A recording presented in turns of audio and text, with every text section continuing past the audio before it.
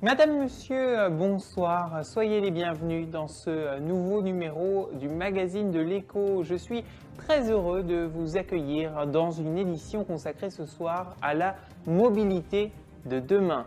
Alors si les transports en commun ont longtemps été envisagés comme la solution qui nous permettra à l'avenir de nous déplacer, la crise sanitaire liée à la pandémie de coronavirus et les mesures de distanciation sociale qui en découlent ont radicalement changé la donne et démontrent les fragilités des modes de transport collectif. Pour autant, notre société prend de plus en plus conscience des enjeux environnementaux qui s'imposent à elle, alors que d'après une étude menée l'an dernier par le Centre interprofessionnel technique d'études de la pollution atmosphérique, 29,7% des émissions de gaz à effet de serre en France seraient dues à l'unique secteur des transports. Un chiffre qui traduit à lui seul la nécessité urgente d'agir et de changer nos comportements en matière de déplacement. Et cela, les constructeurs automobiles l'ont bien compris. Le marché de l'électrique et de l'hybride rechargeable a subi un essor considérable ces dernières années. En France, c'est le groupe Renault qui domine le marché avec sa citadine révolutionnaire, la Zoé. Nous en parlerons tout à l'heure avec notre experte et nos invités qui nous rejoindront virtuellement en plateau. Mais pour l'heure, penchons-nous sur un concept indissociable de la transition vers des modes de transport et de déplacement plus propres, le développement durable. En effet, aujourd'hui, la viabilité économique n'est plus l'unique priorité des États qui doivent aussi composer avec équité sociale et préservation de l'environnement. Une alchimie complexe, mais essentielle afin de permettre aux générations futures de pouvoir répondre à leurs besoins. Pour y voir plus clair, voyez cette animation signée Elsa Boniface et Philippe Bliner pour le groupe BIC. L'idée d'un développement durable apparaît à la fin des années 80 comme une réponse possible aux crises sociales et environnementales auxquelles l'humanité fait face. Avec la mondialisation, les inégalités sont de plus en plus flagrantes entre pays riches et pays pauvres. Les prévisions de croissance démographique interrogent. Comment nourrir une population de 9 milliards d'humains en 2050? Comment assurer à tous un accès à l'eau potable, à la santé et à l'éducation? Comment protéger la biodiversité et lutter concrètement contre le changement climatique? Comment faire en sorte que le développement industriel soit source de progrès pour tous? On imagine alors un nouveau mode de développement, ou plutôt une variante au modèle en place, qu'on appelle tout simplement le développement durable. Sa définition officielle est donnée en 1987 au moment de la préparation du 3e sommet de la Terre à Rio. Un développement durable est un développement qui répond aux besoins du présent sans compromettre la capacité des générations futures de répondre aux leurs. Ça vous paraît abstrait ?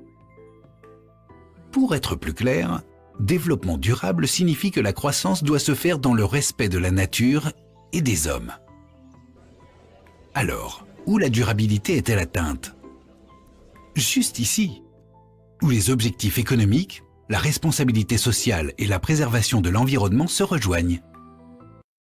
Et c'est beaucoup plus clair. Notre éditorialiste experte du développement durable, Caroline Prodhomme, nous a rejoint. Bonjour Caroline, merci d'être avec nous à distance, évidemment, puisqu'on le rappelle, on essaie de minimiser les risques de contamination ici à EcoTV. Alors première question, on a vu dans cette animation les piliers fondateurs du développement durable qui doit conjuguer préservation de l'environnement, responsabilité sociale et croissance économique. Est-ce que c'est réaliste, honnêtement, concrètement, les États sont-ils en mesure d'adopter un mode de développement réellement durable? Bonjour Robin. Réellement durable, je ne sais pas, mais les États s'engagent. Par exemple, la France sensibilise de plus en plus les consommateurs à la défense de l'environnement et pousse les entreprises à faire des efforts pour le développement durable. Ces entreprises doivent rendre des comptes sur leur activité écologique, c'est la RSE, responsabilité sociale et environnementale. Elles doivent donc produire un rapport social et environnemental en dressant par exemple le bilan carbone des activités de l'entreprise et un bilan social pour les entreprises ayant plus de 300 salariés. L'État a aussi mis en place des mesures contraignantes comme des normes d'émission de gaz polluants, des normes de procédés pour réduire la pollution, etc. Mais aussi des mesures d'incitation comme l'incitation fiscale, qui est un système de bonus-malus pour l'achat d'un véhicule, la taxation environnementale, c'est-à-dire que l'État met des taxes sur les produits les plus polluants, comme par exemple la taxe carbone. Donc, l'État s'engage, mais est-ce que ça sera réellement efficace et durable? À voir. Et cette révolution qui, vous l'avez dit, semblerait être en marche, est-ce qu'elle découle uniquement de l'action des États, des pouvoirs publics, ou bien les entreprises s'organisent elles aussi pour gagner en durabilité? Comment est-ce que ça se matérialise?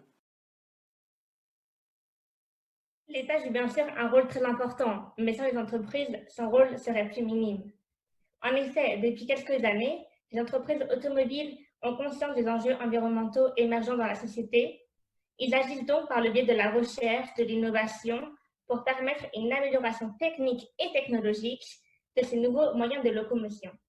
Ils cherchent à rendre les véhicules plus ergonomiques, plus autonomes, plus silencieux, plus respectueux de la planète, plus verts.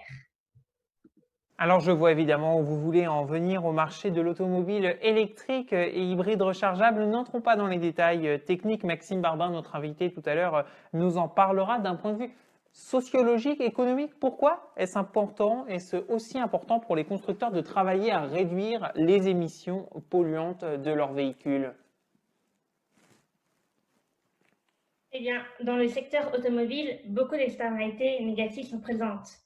Les externalités négatives sont appelées aussi les effets négatifs. Les voitures non électriques, non hybrides polluent le quotidien des usagers, des citoyens. Effectivement, les transports, les voitures et les deux roues polluent par leur nuisance sonore et leur nuisance environnementale.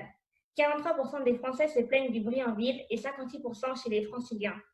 Les externalités négatives liées au secteur automobile ont elles aussi un coût, qui a tendance à s'intensifier au fur et à mesure du temps. Le diesel routier, par exemple, a augmenté de 500 € entre 2010 et 2020.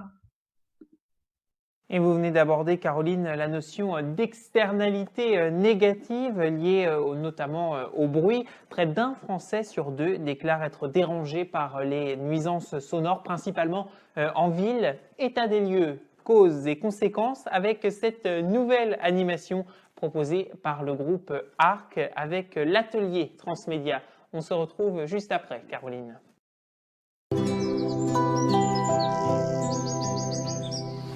De nombreux Français souffrent du bruit.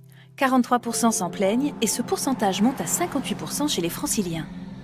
Au fil du temps, même les oiseaux ont dû s'adapter et augmenter le niveau sonore de leur gazouillis pour pouvoir communiquer entre eux dans tout ce vacarme.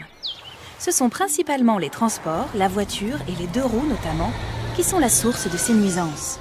L'essor des mobilités douces ou l'électrisation des moyens de transport traditionnels, communs ou pas, vont faire évoluer ce bruit de la ville. Pouvons-nous pour autant concevoir une ville silencieuse? Le bruit définit en partie la ville. Il régit nos comportements et notre façon de nous déplacer. Mais il est vrai qu'il est souvent source de stress. Il appartient à chacun d'entre nous d'en prendre conscience et de modifier nos comportements et nos modes de transport. Pour une ville de demain moins sonore et plus agréable à vivre. Et voilà qui nous montre une fois de plus la nécessité de nous tourner rapidement vers des moyens de locomotion propres, d'où, à l'heure actuelle, le parc automobile français est encore très largement composé de véhicules à moteur thermique. Comment engager une transition d'ampleur aussi massive? Eh bien, la France a engagé un plan national dans le but de développer l'électrique et l'hybride. Dans ce sens, ils ont mis en place des millions de prises électriques, aussi bien dans le secteur public que dans le secteur privé, pour permettre la recharge de ces voitures. L'Europe s'est elle aussi engagée dans le développement durable en voulant améliorer l'efficacité des véhicules, en développant de nouveaux carburants plus éco-responsables et en développant de plus en plus l'automobile électrique et hybride rechargeable. Ils vont dans le sens d'un mode de vie plus responsable dans le respect de l'environnement. Lorsqu'il s'agira de faire un premier bilan quant à la démocratisation de l'automobile électrique dans les années à venir, les indicateurs que l'on connaît tous, à l'image du produit intérieur brut, seront-ils suffisamment représentatifs pour rendre compte de l'évolution de la situation? Pour en revenir au PIB, on sait qu'il présente bon nombre de points d'incomplétude, laissant de côté bon nombre de paramètres de développement indispensables. Oui, c'est exact. Il y a ce qu'on appelle le PIB vert, qui est un complément du PIB et de l'IDH, puisqu'il prend en compte la dégradation de l'environnement, c'est-à-dire qu'il prend en compte la destruction des forêts ou encore les pièges de ressources naturelles. Le PIB vert est donc complémentaire au PIB et à l'IDH. Après, il y a aussi l'empreinte écologique. Son intérêt est d'effectuer une comparaison entre les émissions propres à chacun face aux émissions du territoire rapportées au nombre d'habitants. On a donc remarqué que les pays avec une forte empreinte écologique sont les pays dans lesquels le secteur de l'automobile est très développé. Et les pays dont leur empreinte est inférieure laissent plus de place au secteur de l'industrie et avec un usage automobile peu développé. Et merci beaucoup Caroline Prodhomme pour cet éclairage très complet. Vous êtes, rappelons-le, notre éditorialiste spécialiste du développement durable et vous nous avez aidé à mieux comprendre les enjeux de cette transition énergétique qui s'impose progressivement à nous. Surtout, on l'a compris, dans le domaine de l'automobile. Dans quelques instants, Maxime Barbin sera notre invité responsable du pôle innovation chez Renault France. Il viendra nous parler de la toute dernière version de la Zoé. Sortie il y a tout juste quelques mois, la citadine électrique aux losanges séduit de plus en plus. Présentation d'une automobile révolutionnaire en images, regardez.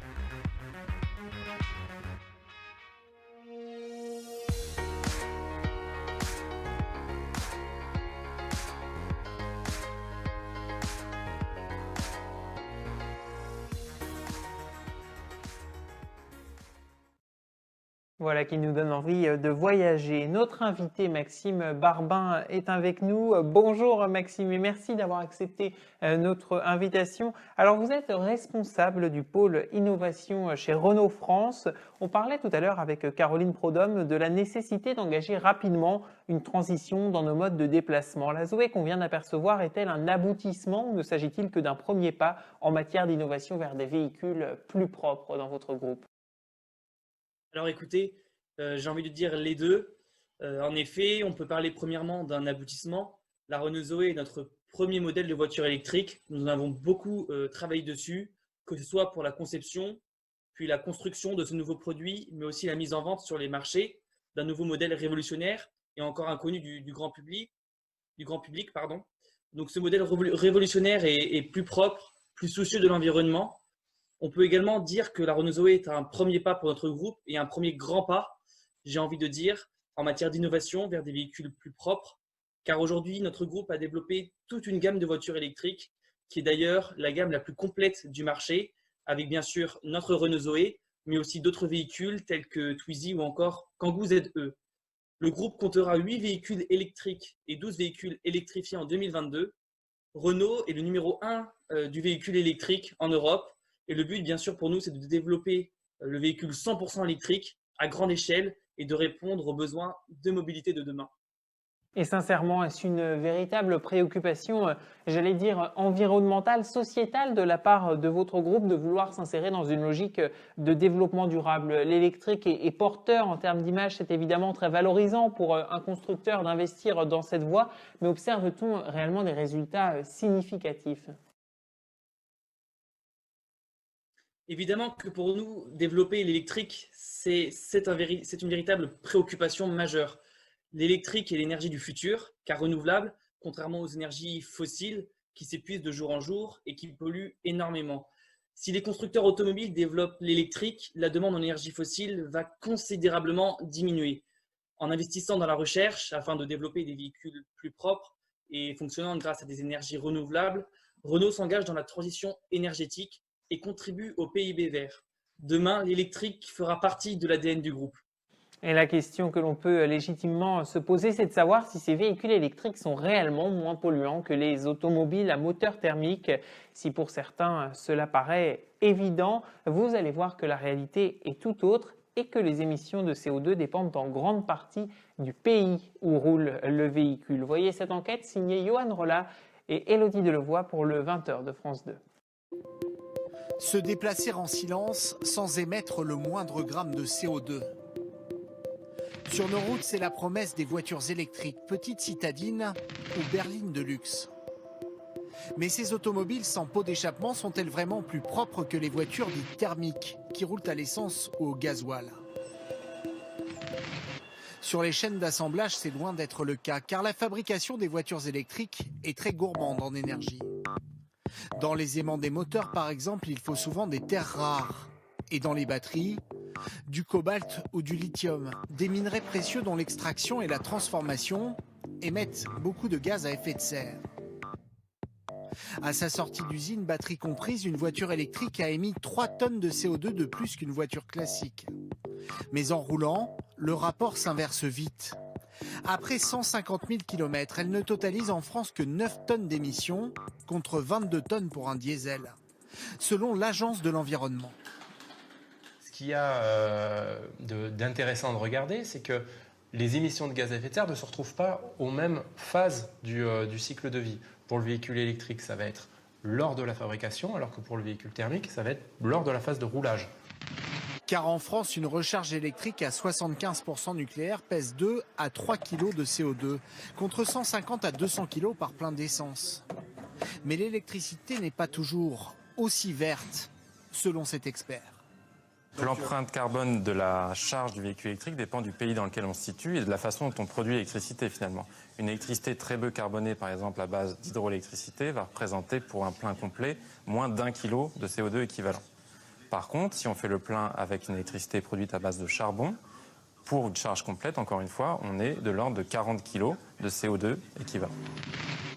Pour devenir plus vertueuses, les voitures électriques auront donc besoin de batteries moins polluantes, mieux recyclées, mais aussi d'une électricité plus propre, plus d'éoliennes ou de panneaux solaires. Et sachez qu'en France, l'électricité est à environ 85% d'origine nucléaire, une énergie qui, contrairement à ce que l'on pourrait croire, est peu polluante puisqu'elle n'émettrait pas ou alors très peu de CO2 dans l'atmosphère. L'automobile électrique est donc une bonne option en France. Quels résultats observez-vous aujourd'hui? Peut-on dire que l'automobile électrique est en voie de démocratisation dans notre pays? Je pense que oui, sincèrement. On assiste depuis plusieurs années à une réelle prise de conscience des individus sur l'impact des économies, de la mobilité sur notre environnement. Et les consommateurs sur le domaine des voitures ne demandent qu'à ne moins polluer. L'électrique est en très bonne voie. Alors les chiffres le montrent très bien. 42 763, alors c'est le nombre de véhicules électriques particuliers immatriculés en 2019, soit une progression de 38% par rapport à l'année précédente. Et la Renault Zoé qui représente près d'une vente sur deux, environ 44% des véhicules légers immatriculés, donc soit 18 817 unités pour l'année 2019, plus 10% par rapport à 2018. Donc on s'aperçoit très bien qu'il y a une démocratisation, certes lente de ce type de véhicule, mais une démocratisation certaine. Et l'automobile électrique constitue donc, vous venez de nous le dire, un véritable marché dissocié de celui des véhicules à essence ou diesel. Renault est à ce jour leader du marché en Europe. Est-ce que vous devez faire face à une forte concurrence de la part des pays étrangers notamment? Bien sûr qu'il y a une concurrence. Nous avons beaucoup de concurrents, pas qu'en Europe d'ailleurs. La voiture électrique constitue pour tous les constructeurs un véritable modèle d'avenir. C'est pourquoi Renault doit sans cesse se renouveler pour maintenir sa compétitivité. Et en plus de cela, nous avons de nombreux atouts. Renault fabrique ses voitures intégralement, donc ses voitures électriques intégralement en France, ce qui permet d'éviter les importations et donc la pollution. Et de plus, cela favorise la création d'emplois sur le territoire national. Et en préparant cette émission, nous nous sommes penchés sur le prix du dernier modèle de cette Renault Zoé, la Zoé Life. Il faut compter 23 900 €, ce qui est plutôt élevé pour une voiture électrique de taille moyenne. Comment convaincre et attirer les Français vers ce secteur de l'automobile électrique? Alors écoutez, il y a plusieurs points qui peuvent attirer les Français vers ces modèles. Premièrement, l'achat d'une voiture électrique contribue au développement durable. C'est un geste écologique, éco-citoyen qui permet de réduire la pollution. Deuxièmement, l'État et l'Union européenne ont mis en place des mesures, de nombreuses mesures, des bonus écologiques, des subventions, des reprises. Et il y a également la facilitation de l'installation de points de recharge, qui devraient être plusieurs millions d'ici 10 ans sur les parkings. Donc on assiste aujourd'hui vraiment à un développement et un investissement qui est utile pour les Français dans une Renault Zoé qui certes a un prix un peu plus élevé pour une voiture telle que la Renault Zoé Life, mais vraiment je pense que c'est vraiment un investissement utile parce qu'à l'avenir c'est vraiment la voiture électrique qui va dominer le marché. Et oui, c'est donc un cercle, un véritable cercle vertueux qui se met en place autour de cette transition vers le marché de la voiture électrique, transition qui se fera, vous l'avez mentionné, avec l'appui de l'État. Merci beaucoup, en tout cas Maxime Barbin, responsable du pôle innovation chez Renault France. Merci d'avoir bien voulu répondre à ces quelques questions. Nous allons désormais voir si ce changement dans nos modes de déplacement vers des modes de déplacement plus propres s'opère réellement sur le terrain. Écoutez les témoignages d'Elsa et de Monique. Elles ont toutes les deux fait l'acquisition d'une Renault Zoé électrique, et elles ont accepté de livrer leurs impressions pour la marque. Regardez. C'est Elsa, je suis parisienne, j'ai la trentaine et des petites poussières. Dans la vie, je suis auteure. Mon bureau, c'est chez moi et un peu partout à la fois. Du coup, j'ai besoin d'être hyper mobile au quotidien. Le matin, je vais être en rendez-vous à l'autre bout de la ville. L'après-midi, je vais faire un saut au sport. Et le soir, ça va être dîner avec mes copines. L'avantage, c'est que comme je suis en électrique, c'est 6 heures de stationnement gratuit sur des places disponibles partout dans la ville. Et en plus, vous pouvez vous recharger en même temps, c'est hyper pratique. Mais le vrai bonheur, en fait, c'est quand vous allumez votre voiture et là, c'est le silence. Il n'y a pas un bruit. Et à Paris, c'est hyper important. On est zen. Voilà, ma voiture, elle est fabuleuse. Elle est bleue, elle est chic. Elle est trop cool. Elle me ressemble. Je m'appelle Monique, j'habite dans la métropole lilloise et je travaille dans une banque.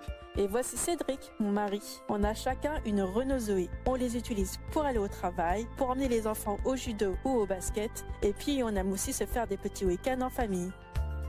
La Renault Zoé, c'est ma première voiture électrique. J'en avais marre de dépendre du prix de l'essence. Et quand je l'ai essayée, j'en suis tombée amoureuse tout de suite. Elle est très agréable à conduire. Elle s'adapte à nos petits comme à nos longs trajets. J'adore aussi l'application MyRenault. Je peux vérifier le kilométrage ou surveiller la charge de la batterie à distance. La Renault Zoé m'a convaincue, moi. Et puis très vite, mon mari s'est converti. On a revendu nos 2 anciennes voitures. Et aujourd'hui, on a chacun notre Zoé. Et nous avons le plaisir de retrouver sur ce plateau virtuellement toujours une conductrice de Renault Zoé. Bonjour Pauline Montambeau. Vous avez fait l'acquisition de ce véhicule électrique il y a quelques mois, c'était en janvier dernier. Alors est-ce que vous êtes satisfaite de votre achat? Tout d'abord, bonjour et merci de m'avoir invitée. Alors en effet, j'ai fait l'acquisition de ma Renault Zoé il y a maintenant presque 6 mois. Et en fait, j'ai récemment déménagé en ville, donc j'ai pu constater que la pollution y était bien présente. Et j'ai donc décidé à ma propre échelle de lutter contre la situation écologique en adoptant ma Zoé et pour faire mes trajets quotidiens, c'est-à-dire domicile, lieu de travail, aller faire les courses ou encore sortir avec des amis. Donc cette citadine, je pense qu'on peut la qualifier comme telle, avec son petit look assez moderne, me permet de me déplacer avec une autonomie de plus ou moins 300 km, ce qui m'est largement suffisant, et toujours très silencieusement. Pour finalement répondre à votre question, Robin, très satisfaite de ma Renault Zoé. Et comment vous est venue cette idée d'acquérir un véhicule électrique, de sauter le pas? On imagine que vous vous êtes posé pas mal de questions avant de vous lancer, n'est-ce pas? Alors, comme je l'ai dit plus tôt, c'est suite à mon déménagement en ville qu'il m'est venue l'idée de rouler en véhicule électrique. Mais comme vous l'avez dit, c'est vrai que c'est un investissement conséquent et je me suis donc posé pas mal de questions avant de sauter le pas. Donc, par exemple, comme est-ce que la conduite est différente? Est-ce que c'est un investissement nécessaire au point de vue écologique? Est-ce que l'habitacle de la voiture est confortable? Est-ce qu'elle est suffisamment équipée?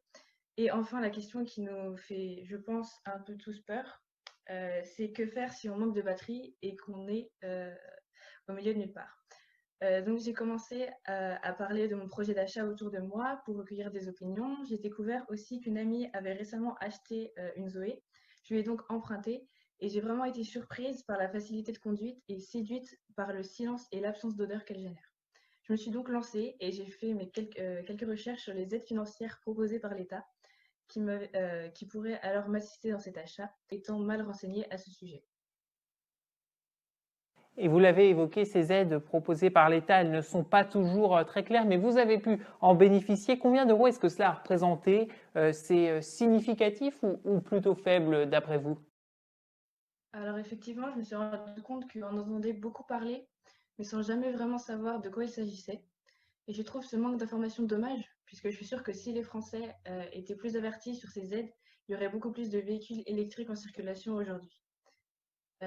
Puisqu'elles représentent quand même une aide considérable qui varie entre 2 500 et 5 000 euros pour les ménages les plus modestes pour la mise en casse d'une voiture thermique, auquel on ajoute toujours les 6 000 euros pour l'achat d'un véhicule électrique neuf. Après avoir lu les conditions et en avoir discuté avec un responsable Renault d'une concession, j'ai su que j'étais éligible à une aide de 2 500 euros, auquel on rajoute toujours les 6 000 euros. Ces 8 500 euros étaient pour moi donc une aide significative qui m'a permis d'acquérir la Renault Zoé, sans quoi je me serais certainement encore une fois orientée vers un véhicule standard à moteur thermique. Et enfin, si vous deviez donner des arguments pour convaincre nos téléspectateurs de sauter le pas et pourquoi pas eux aussi d'acheter un véhicule électrique, la Renault Zoé par exemple, qu'est-ce que vous leur diriez? Qu'est-ce qui vous plaît le plus dans cette nouvelle expérience de conduite finalement? Alors, vous l'avez dit, c'est une nouvelle expérience de conduite à laquelle je me suis rapidement habituée, car ce type de véhicule présente de nombreux avantages. Tout d'abord, la Zoé, comme tous les autres véhicules électriques, ne nécessite pas un entretien mécanique poussé. Par exemple, plus besoin de se préoccuper à quand il faudra changer la prochaine courroie, quand est-ce qu'il faudra faire la vidange. Ils permettent aussi une économie sur le budget carburant, qui n'est pas négligeable. Et pour revenir à la Renault Zoé, elle est parfaite pour les trajets urbains, pas tellement importants, du style travail-domicile. Son autonomie est quand même de 300 km/h, qui est largement suffisant encore une fois. Et le petit plus des voitures électriques, c'est qu'elles permettent de stationner sur des emplacements prévus pour eux, ce qui permet de trouver une place plus facilement en ville. Et si on parle de l'habitacle et de l'équipement, c'est correct, bien fini, assez moderne. Son écran intégré permet de savoir en direct son autonomie. Le seul défaut de cette voiture et de toutes les voitures électriques en général, c'est les câbles de recherche. On doit toujours en avoir sur soi, car les embouts peuvent varier entre les différentes bornes de recharge, et c'est pas des petits câbles. Mais très sincèrement, et pour conclure avec ça, la Renault Zoé est une très bonne découverte pour moi, et je pense que mes prochains véhicules seront à l'image de celui-ci. Et merci beaucoup, merci en tout cas Pauline Montambeau de ce témoignage très sincère qui à coup sûr permettra à nos téléspectateurs de s'intéresser de plus près à ce marché de l'automobile électrique et pourquoi pas comme vous de franchir ce cap puisqu'en effet de nombreux Français s'estiment à l'heure actuelle mal informés quant au coût de ces véhicules d'un nouveau genre. Démontons les clichés et les idées reçues avec ce module réalisé par le ministère de la Transition écologique et solidaire. Personnellement, j'ai pas des gros moyens et forcément, si ça représente un budget beaucoup plus grand, ça joue. Alors le coût à l'achat du véhicule électrique est en général plus important qu'un véhicule thermique de gamme égale. C'est pour ça que l'État a mis en place des aides pour diminuer ces écarts. Le bonus écologique, 6 000 € pour tous, sans condition, qui est aussi cumulable avec la prime à la conversion des véhicules lorsqu'on met à la casse un vieux véhicule polluant. Au total, l'aide peut s'élever à 11 000 €. Quand on n'a pas l'utilité de faire beaucoup de kilomètres, est-ce que c'est rentable? Ça dépend à quel point c'est plus cher quoi aussi. À l'usage, le véhicule électrique est bien moins cher que le véhicule thermique. Pour parcourir 100 km avec un véhicule électrique, il faudra compter entre 2 et 3 € de recharge d'électricité. Alors qu'avec un véhicule thermique, pour parcourir la même distance, il faudra compter entre 6 et 8 € d'essence ou diesel. S'il y a vraiment un intérêt écologique, je suis prêt à mettre le prix derrière pour payer l'électricité et rouler en électricité. Donc une fois de plus, il faut raisonner au global en prenant en compte à la fois le coût à l'achat, mais aussi l'usage, la revente du véhicule, et dans ce cas-là, on se rend compte que le véhicule électrique n'est pas plus cher qu'un véhicule thermique.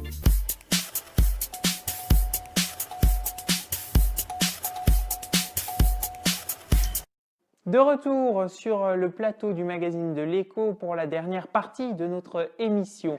Intéressons-nous, comme nous en avons l'habitude, à l'évolution de l'action en bourse de l'entreprise du jour. C'est évidemment le groupe Renault, un groupe que la crise du coronavirus n'a malheureusement pas épargné. Vous voyez sur ce graphique l'évolution du prix de l'action sur un an. Il fluctue entre 40 et 60 € de mai à décembre 2019 et à partir de janvier 2020, une chute abyssale évidemment liée à l'apparition de cette crise sanitaire sans précédent.